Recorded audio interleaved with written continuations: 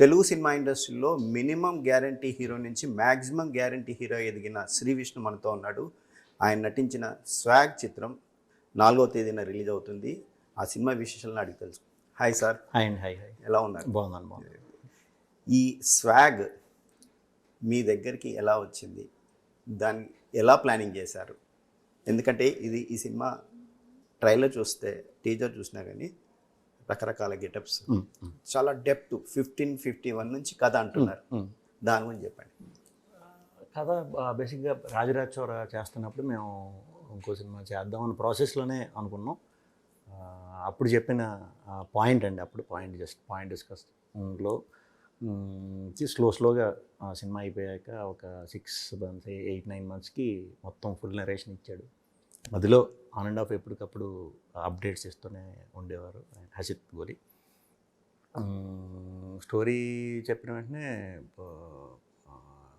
అంటే చాలా ఎగ్జైట్మెంట్. అంటే ఇంక అది మంచి కథతో పాటు 4 పాత్రలు రాయటం ఏంటనేది నాకు అసలు ఆశ్చర్యం వేసింది. నాకు రావటం అది పూర్తిగా కుదరటం లక్ అనుకుంటున్నాను. సో బట్ ఎప్పుడైతే ఈ సినిమా చేద్దాం ఇలాంటి కథ విన్నానో నెక్స్ట్ మినిటే దీనికి మనం ఎంత పెట్టగలుగుతాం ఎఫర్ట్ అంతా పెట్టేయాలన్నట్టు 100% పెట్టేసాం. అంటే ఎంత బలం ఉందో అంత వాడేసా.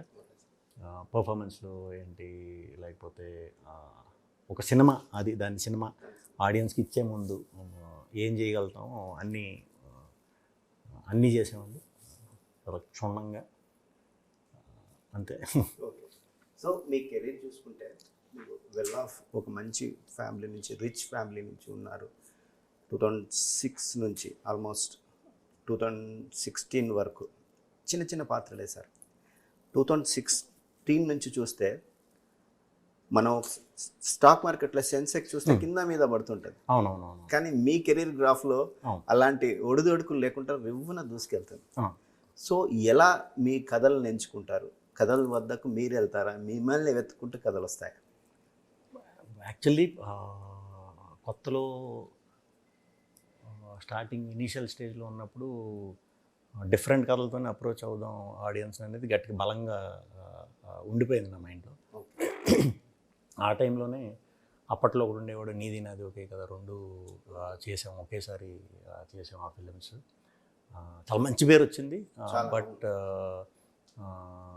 మంచిగానే చూశారు డెఫినెట్గా.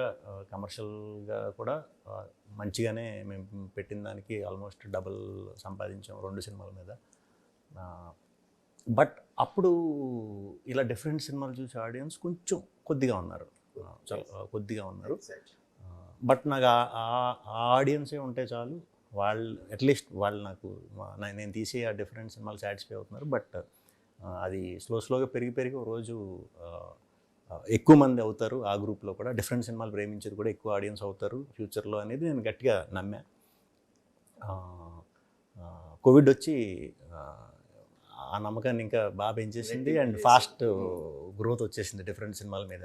ఐడియా అందరికీ ఆడియన్స్కి చూడటం, రిసీవ్ చేసుకోవటం, సినిమా బాగుంది అంటే చిన్న సినిమా అయినా సరే తీసుకెళ్ళి ఎక్కడో పెట్టడం, అదొక రకంగా మన తెలుగు ఆడియన్సే అలా చేసింది. మిగతా వాళ్ళతో కంపేర్ చేస్తారు. అంటే ఇప్పుడు మలయాళం వాటిలో కూడా చిన్న చిన్నవి వస్తున్నాయి, వర్క్ అవుతున్నాయి. బట్ మనకి ఆ సాంప్రదాయం ఎప్పటి నుంచో ఉంది. సినిమా బాగుంది అంటే ఎవరు ఉన్నారు ఏంటని కూడా చూడకుండా మన ఆడియన్స్ ఎంకరేజ్ చేస్తున్నారు. యాక్చువల్లీ అలాంటి సపోర్ట్, అలాంటి ఎంకరేజ్మెంట్ ఇవ్వటం వల్లే ఇలాంటి సినిమా చేద్దాం అనే సాహసం కూడా చాలా ఎర్లీ స్టేజ్ ఆఫ్ కెరియర్లోనే నాకు దొరికినట్టు ఇలాంటి స్క్రిప్ట్. సో కథేనండి మెయిన్, కథే. అప్పుడైతే వెతుక్కునేవాడిని డిఫరెంట్ కథల కోసం. ఇప్పుడు పర్లేదు, నా దగ్గరికి వస్తున్నాయి. ఆటోమేటిక్గా నా దగ్గరికి వచ్చేవాడు డిఫరెంట్ కథతో అయితేనే వస్తున్నాడు. సో నైస్ అండి. ఇప్పుడు అంటే మీరు మామూలుగా బయట చాలా షై గైగా కనిపిస్తారు, చాలా సిగ్గుపడుతుంటారు మాట్లాడడానికి కూడా. అప్పట్లో ఒకటి ఉండేవారి దగ్గర నుంచి ఇప్పటి వరకు మేము ఏదో ఇంటర్వ్యూలు వస్తే చాలా సిగ్గుపడతారు, నోట్లకి మాట కూడా సరిగా రాదు.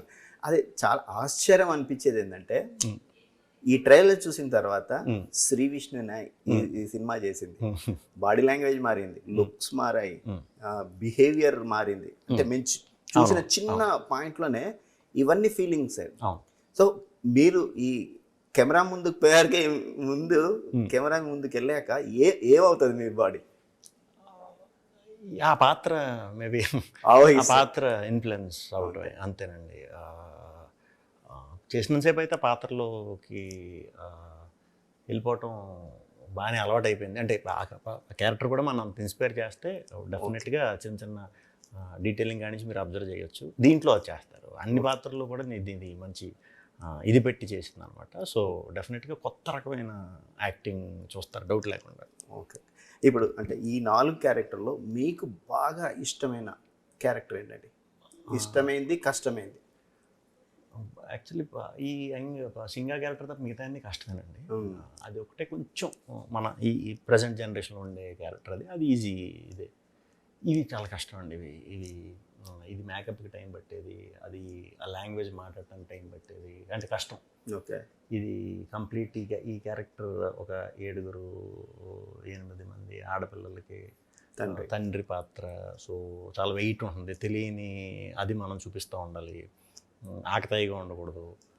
సో మెంటల్గా ఇది చాలా ఛాలెంజింగ్ అనిపించింది. ఓకే, బట్ వీడి స్టోరీ చాలా బ్యూటిఫుల్గా ఉంటుంది. అంటే ఇది బోనస్ అనమాట. సినిమా అలా వెళ్తున్న సినిమా ఒకసారి ఒక స్టేజ్ మారిపోతున్నట్టు కదా, 10 రెట్లు ఎదిగిపోతుంది ఒకే స్ట్రెచ్లో. అలాంటి పాత్రది డీప్ ఇన్వాల్వ్ అయి చేసాం. దాంట్లో నటించిన వాళ్ళందరూ కూడా ఆ కథలో వచ్చే అందరూ కూడా అసలు ఎరగదీశారనమాట అందరూ. సో థియేటర్లో చూడాలి అందరూ. అంటే సాధారణంగా చాలామంది హీరోలకి కాస్ట్యూమ్ డ్రామా అనేది చాలా అరుదుగా, రేరుగా వస్తుంది. చిరంజీవి లాంటి వ్యక్తికే ఒకసారి మగధీర తర్వాత అరే నీకు 4వ సినిమా 5వ సినిమాకే కాస్ట్యూమ్ డ్రామా వచ్చింది, నాకు ఎంటైర్ కెరీర్లో నేను చేయలేకపోయానని ఒక మాట అన్నాడు. సో మీకు కూడా అసలు అట్లాంటి ఒక అరుదైన అవకాశం వచ్చింది. దీన్ని ఎలా మోల్డ్ చేసుకున్నారు ఒక ఆర్టిస్ట్గా? దొరికిందండి. మంచి ఆకలి మీద ఉన్నప్పుడు మంచి లడ్డు దొరికింది. ఓకే, వదల్లా. ప్రిపరేషన్ ఎలా ఉందండి? ప్రిపరేషన్ మెయిన్ 4 పాత్రలు నాకు ఎప్పుడు డబుల్ యాక్షన్ కూడా నేను చేయలేదు. కొంచెం సైకలాజికల్గా కొంచెం స్ట్రాంగ్గా తయారవ్వాలి, ప్రిపేర్ అవ్వాలి. ఎందుకంటే సినిమా షూటింగ్కి వెళ్ళి నార్మల్ మేకప్ వేసుకుని రెడీ అయిపోయి చేసేయడం ఈజీ. ఓకే, ఇది మేకప్ వేయించుకోవడానికి మనకు 4-5 అవర్స్ పట్టేది, కూర్చుని ఉండాలి. ఆ 4-5 అవర్స్ మైండ్ చాలా ఇంపార్టెంట్ మనకి. సో పాత్ర గురించి ఆలోచించాలి. మొత్తం రెడీ అయిన తర్వాత అక్కడికి వెళ్తాం. ఓ పక్క ఇవన్నీ ఎడిషనల్స్ ఉంటాయి. ఈ ఎడిషనల్స్తో పాటు మనం అది ఎక్కడ ఆ డిస్టర్బెన్స్ ఆడు ఇవన్నీ పెట్టినా ఆడు ఓన్ చేసుకుని అది ఆడి బాడీ అన్నట్టు తీసుకుని ఆ డైలాగులు అవి చెప్పటం ఇదంతా కూడా కొంచెం స్ట్రాంగ్గా ఇది ఉండాలి. ఓకే, హసిత్కి నాకు కొంచెం మేము బాగానే గట్టోళ్ళమే, బయటికి మెత్తగా కనిపిస్తాం కానీ కొంచెం ఓపికలు ఎక్కువ. సో ఆడ రాసుకున్న దానికి ఎట్టి పరిస్థితుల్లో ఒక మెట్టు ఎక్కించాలే కానీ ఎక్కడ ఒక లైన్ కూడా సర్లే అని లైట్ తీసుకున్నది లేదు ఈ సినిమాకి మటుకు. సో ఆ కష్టం, ఆ ప్రిపరేషను, ఆ జోయల్నెస్ అండ్ ఆ సీరియస్నెస్ అన్నీ కూడా మీరు సినిమా చూసినప్పుడు మీకు అర్థమైపోతుంది. ఇదేంటి ఇంత అర్థమైపోతుంది. సార్ ఇప్పుడు అంటే ఈ బేసిక్ సినిమా కోర్ పాయింటే పితృస్వామ్యం వర్సెస్ మాతృస్వామ్యం. మీరు దేన్ని నమ్ముతారండి వ్యక్తిగతంగా? అంటే మనకు ఇంట్లో మన నేటివిటీలో అమ్మ మాట వినాలి, భార్య మాట వినాలి. మాతృస్వామ్యానికే అది కనిపించకపోయినా అదే గొప్పగా ఉంటుంది. గొప్ప, డెఫినెట్గా గొప్ప. మనకి ఇది ఏంటంటేనండి, మనకి మన ఫాదర్ల ఇంటి పేరే ఉంటుంది ఇక్కడ, మదర్ ఇంటి పేరు ఉండదు.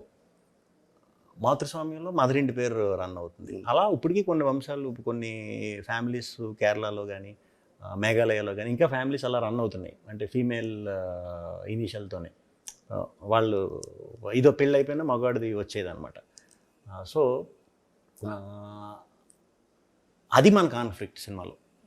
మనం ఆడదాని మాట వినాలా లేకపోతే మగవాడి మాట వినాలా అన్నది కాదు, ఆధిపత్యం ఎవరికి, కంట్రోల్ ఎవరికి. మనకి ఇంట్లో మనం ఎలా ఉన్నా చాలా ఫ్యామిలీస్ ఆడవాళ్ళ చేతులు పూర్తిగా పెట్టారు. ఎవరన్నా ఒకళ్ళిద్దరు ఉండొచ్చేమో తప్పితే మగాడే మొత్తం అన్నీ చూసుకోవాలి, మగాడే వెళ్ళి సంపాదించుకు రావాలన్నట్టే ఉంటాడు. ఆడికి ఆ ఇది ఉంటుంది.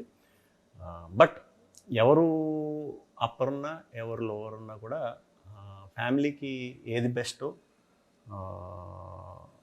అదే ఆబ్వియస్లీ చేసుకుంటారు. అట్ ద సేమ్ టైం మనం ఆ రెస్పెక్ట్ ఉమెన్కి ఇవ్వాలి. వాళ్ళు ఎలాగ మనకి ఆబ్వియస్లీ ఇస్తారు. అలా ఒకళ్ళకొకళ్ళు ఆధిపత్యం ఒక్కో దాంట్లో వాళ్ళు టాప్ అవ్వచ్చు, ఒక్కో దాంట్లో మనం టాప్ అవ్వచ్చు. ఆ ఈక్వాలిటీని దీన్ని కనుక మనం ప్రాపర్గా గైడ్ చేసుకుంటే ఏ మాతృస్వామ్యం అనేది ఏదన్నా నామకే వాస్తన్నట్టు అనమాట. బట్ సిటీల్లో అది ఈజీ. కొంచెం ఊర్లో ఇప్పుడు ఎలా ఉందో తెలియదు మరి నాకు.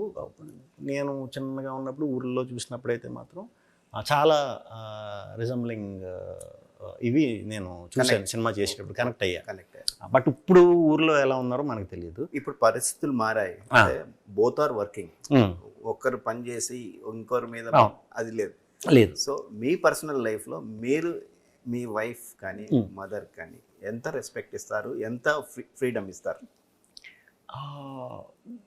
నేను అందరికీ అంటే మా మదర్కి కానీ మా వైఫ్కి కానీ లేకపోతే మా అక్కకి కానీ నేను ఎక్కువ ఆడవాళ్ళతోనే ఎక్కువ పెరిగా.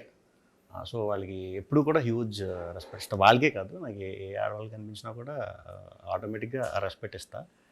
మగాళ్ళకి ఇవ్వను కదా, మగాళ్ళకి ఇస్తాను. బట్ నాకు ఎందుకో తెలియని ఇదేంటంటే నాకు ఫస్ట్ ప్రిఫరెన్స్ ఆడవారికి ఇస్తాను. ఫస్ట్ ప్రిఫరెన్స్ అయితే ఇస్తా. ఉన్నాయి అలాంటి చాలా క్వాలిటీస్ ఉన్నాయి. ఓకే. సో ఈ సినిమా వరకు వస్తే ఇప్పటివరకు మీరు ఒక హీరోయిన్తో ఇద్దరితో చేశారు. ఇందులో ఆ మోతాదు మించింది. అవునవును. ఎలా ఆ రొమాంటిక్ సీన్లు కానీ కథేనండి. కథ అంటే 4 టైం లైన్లు ఉంటాయి కాబట్టి సినిమాలో ఒక్కో టైం లైన్కి ఒక్కొక్క హీరోయిన్ అనమాట. ఓకే. అంటే కథ బట్టే వాళ్ళ పాత్రలు కూడా ఉంటాయి. చాలా వెయిట్ ఉంటాయి. అందరూ చాలా రోజుల తర్వాత మీరా జాస్మిన్ ఎంట్రీ. అంటే ఉంటే ఊరికే హీరోయిన్ అన్నట్టు కాకుండా చాలా ఇంపాక్టబుల్ పాత్రలే చేశారు అందరూ కూడా. అందరి క్యారెక్టర్లు కూడా మంచిగా జస్టిఫికేషన్ వస్తుంది లాస్ట్కి వచ్చేసరికి. అండ్ ప్రాపర్ క్యారెక్టర్స్ అనమాట. వాటిలోనే మనం మన ఇళ్లలో మన మమ్మీలని చూసుకోవచ్చు, మన అక్కల్ని చెల్లెల్ని, ఆడవాళ్ళు మనతో పెరిగిన ఆడవాళ్ళని సొసైటీలో ఉన్న వాళ్ళని చూసుకోవచ్చు. అంటే ఎవరో ఒకళ్ళని చూస్ చేసుకోవచ్చు మనం. అంటే మైండ్ సెట్ అవ్వచ్చు, లేకపోతే ఒకళ్ళు ఇచ్చే గౌరవం బట్టి అవ్వచ్చు, ఒకళ్ళు చెప్పే న్యాయంగా ఉండటం మాట మీద అది అవ్వచ్చు. ఇది చాలామంది మనం లేడీస్లో కూడా టిపికల్ మైండ్ సెట్లు ఉంటారు కదా, ఆ వేరియేషన్ కూడా మనం దీంట్లో చూస్తాం. మీరా జాస్మిన్ గారు మీకు మనకు అంటే చాలా సీనియర్ యాక్టర్స్. సో ఆమెతో ఎలా కంపాటబిలిటీ ఉన్నాయి?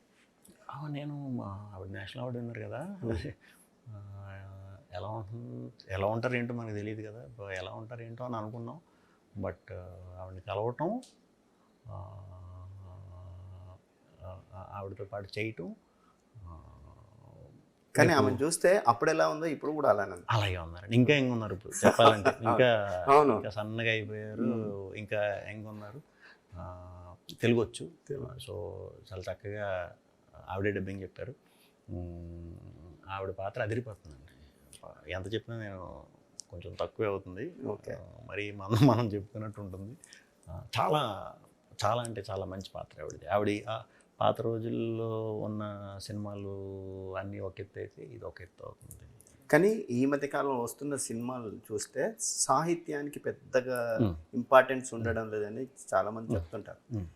ఈ సినిమా చూస్తే ఈ డైరెక్టర్ తను రీసెంట్గా ఒక ఇంటర్వ్యూలో మాట్లాడితే తనకు సాహిత్యం మీద ఉన్న పట్టు చాలా గొప్పగా అనిపించింది. ఈ లిటరేచర్ పరంగా ఈ సినిమాకి ఎంత వాల్యూ ఉంటుంది? 100 out of 100 అండి. లిటరేచర్ పరంగా అసలు ఆ భాష ప్యూర్ తెలుగు వాడిన విధానం, పాటల్లో ఆ సాహిత్యంలో ఆ కథని చెప్పే విధానం, ఎందుకంటే సూపర్. పీరియాడిక్ డ్రామా నుంచి కాంటెంపరీ సూపర్. అంటే అది ఎంతమందికి అర్థం అవుతుంది అనేది పక్కన పెడితే, అంటే బేసిక్గా నేను చెప్తున్నాను. ఓకే.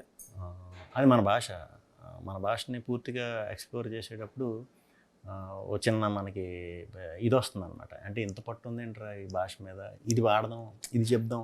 కొన్ని పదాలు ఉంటాయి చాలామందికి. ఇప్పుడు గిరిపిక్ అని ఉంది, తెలియదు ఎవడికి, బట్ మనం చెప్దాం, అట్లీస్ట్ కొంతమంది అన్నా తెలుసుకుంటారు. కర్రీ అంటే ఇది, బిక్ అంటే ఇది, తెలుసుకుంటారు అట్లీస్ట్ అన్నట్టు. కొన్ని మంచి పదాలు, తెలుగు పదాలు, అలాంటి కొత్త పదాలు కూడా బాగా ఇంక్లూడ్ చేశాడు సినిమాలో. పాటలు కూడా పాట కింద కాకుండా మనకి అక్కడ జరుగుతున్న సన్నివేశాన్ని మంచి సాహిత్యంతో లిరిక్స్ అది చేసి రాయడం అనేది సూపర్ ఇది. ఓకే సార్, ఈ కథ చూస్తే చాలా ఇంటెన్స్ సీరియస్గా ఉంది. దీన్ని ఏ ఫ్లేవర్తోని డ్రైవ్ చేశారు? ఇంటెన్స్ సీరియస్నెస్, ఒక విషయం మీద, ఒక సామాజిక అంశం మీద చెప్పారు.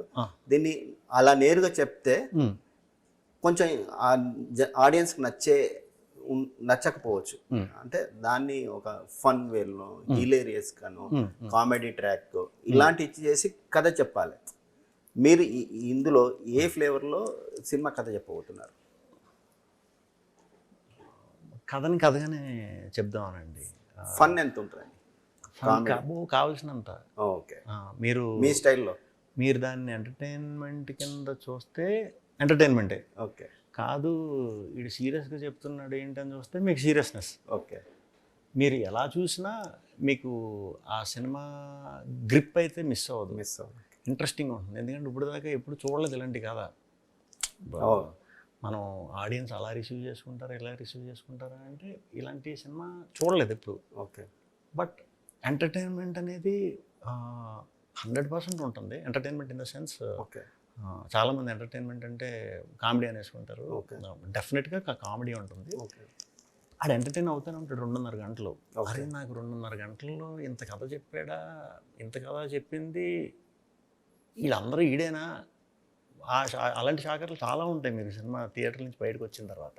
ఓకే, సీరియస్నెస్ ఉంటుంది, ఇంటెన్స్ ఉంటుంది, ఒక మూడ్ ఉంటుంది, ఎమోషన్ ఉంటుంది, అద్భుతమైన ఎమోషన్ ఉంటుంది. ఓకే, హిలేరియస్ బ్లాక్ కింద మొదలైందంటే కామెడీ, అంటే పంచ్ డైలాగులు అలా కాదండి, అలా ఉండదు. ఇక్కడ కామెడీ స్టార్ట్ అయిందంటే కంటిన్యూస్ ఒక పావు గంట అదే బ్లాక్ రన్ అవుతూ ఉంటుంది, లింక్ చేసి. అంటే నలుగురు ఉంటారు కదా, లూప్లో ఉండి ఎటు తిరిగినా నవ్వి మళ్ళీ పాయింట్ ఓ చోటకి ఆగుతాం అనమాట. అందరూ సరదా మనుషులేనండి, అందరూ ఇదే. ఒక చిన్న ఆశ ఏంటంటే వాళ్ళకి కోరిక, అదేదో దొరుకుతుందంటే వెంటబడుతుంది అనమాట. అక్కడ సీరియస్నెస్ ఉంటుంది. మళ్ళీ ఇమీడియట్ వీళ్ళు చేసి ఇదంతా అక్కడ ఇదే ఎటకారం అని, ఇది ఆడవాళ్ళు అంటాం, ఇదే ఉంటుంది. యాక్షన్, మీ తరహా యాక్షన్ ఎంతవరకు ఎక్స్పెక్ట్ చేయొచ్చు? ఫైటింగ్లో ఒక్క ఫైట్ ఉండదు, ఒక్క ఫైట్ ఉండదు. కానీ ఆ అటైర్లో యాక్షన్ మూడ్ ఉంటుందండి. ఆ మూడ్ ఏమి ఉండదు, ఎందుకంటే ఫైట్ మగాళ్ళకి ఆడవాళ్ళకి సినిమా అంతా. సో ఆడవాళ్ళతో ఫైటింగ్ పెడితే బాగోదు కదా. సో ఆడవాళ్ళని కొట్టాలంటే కండబలంతో కాదు, బుద్ధిబలంతో కొట్టాలి. అది ఆడి ఇంటెన్షన్. అంటే అలాగే కొడతాడు. యుద్ధం అది ఇనిషియల్గా మేము అనుకున్నాం, కానీ లేడీస్తో అంటే అది మనకు అదే అది. సో మళ్ళీ బయటకు వచ్చి ప్రత్యేకంగా అలా కరెక్ట్గా అది మిస్లీడ్ చేసినట్టు అవుతాం, కథకే స్టిక్ అవుదాం అన్నట్టు. యాక్షన్ బ్లాక్స్లో ఉంటాయి, మూడ్ ఉంటుంది. మనమేమి ఫైటింగ్లో అయ్యి వెళ్ళి చెయ్యం, ఎందుకంటే ఇక్కడ హీరో మగాడు, హీరో ఆడది, విలన్ను మగాడే, విలన్ను ఆడదే. ఓకే, అంటే ఇప్పుడు ఈ కొంచెం 1551 నుంచి కథ మొదలవుతుంది కదా. ఆర్ట్ వర్క్ అనేది చాలా ఇంపార్టెంట్ ఈ సినిమాకి, ప్రొడక్షన్ వాల్యూస్ చాలా ఇంపార్టెంట్. దాని గురించి చెప్పండి సార్. మేము మ్యాక్సిమం ఒరిజినల్ లొకేషన్కి వెళ్ళిపోయామండి. ఓకే, ఎక్కడైతే పట్టుకోవటం కష్టమైంది. ఇక్కడ మనకి మంబోజిపల్లి అని మెదక్ డిస్ట్రిక్ట్లో ఒక ప్లేస్ ఉంది, అక్కడంతా ఏఆర్టీ స్టోరీ చేసాం. ఓకే, వీడిదంతా వైజాగ్ పక్కన చిన్న టౌన్లో చేసాం. 90s అనమాట, వీడి 60s. ఓకే, వాడి 1500 కాబట్టి జైపూర్ ప్యాలెస్ ఉంది, original palace. Okay, so exterior అంతా ప్యాలెస్ అక్కడ చేసేసుకొని ఇంటీరియర్ వరకు ఇక్కడ హైదరాబాద్లో సెటిల్ వేసుకొని చేసామండి. సింగాదంతా హైదరాబాద్ లోకలాడు ఈ character. Okay, so next cinema ఏంటి సార్? నెక్స్ట్ మృత్యుంజయ్ అని థ్రిల్లర్ అండి, ప్యూర్ థ్రిల్లర్. దాని తర్వాత గీతార్ట్స్ది ఇంకా టైటిల్ పెట్టల, ఎంటర్టైనర్, మంచి love story and entertainer. Okay, అంటే స్వాగ్ ముందే దసరాని తీసుకొస్తుందని అనుకోవచ్చా డెఫినెట్గా ఆడియన్స్? ఈరోజు ట్రైలర్లో కూడా వేసాం కదా, దేవి నవరాత్రులు అని. నవరాత్రులు 100% మనకి 3వ తారీఖు నైట్ నుంచి మొదలవుతున్నాయి అనుకుంటా. అదే టైంకి మనది ముహూర్తం, గ్యారంటీ దసరా. ఓకే, శ్రీ విష్ణు నటించిన స్వాగ్ అంటే 4 పాత్రలతో శ్రీ విష్ణు డిఫరెంట్గా వస్తున్నాడు. తను చెప్పేది ఏంటంటే ఈ సినిమా ప్రేక్షకులకి ముందే దసరా పండుగ లాంటి ఒక వాతావరణం కల్పిస్తుంది అని చెప్తున్నాడు. ఆ సినిమా దసరా పండుగ లాంటి ఒక మూడ్ని క్రియేట్ చేయాలని మనం కోరుకుందాం. ఈ సినిమాకు మంచి కలెక్షన్లు వచ్చి శ్రీ విష్ణు కెరీర్ మరో ముందడుగు వేయాలని కోరుకుంటూ, థ్యాంక్ యూ అండి శ్రీ విష్ణు గారు, చాలా విషయాలు చెప్పారు. పాత్రలు చేశాను కాబట్టి 4 అడుగులనండి. 4 అడుగులు. ఓకే, థ్యాంక్ యూ అండి. Thank you. Nice talking. Thank you.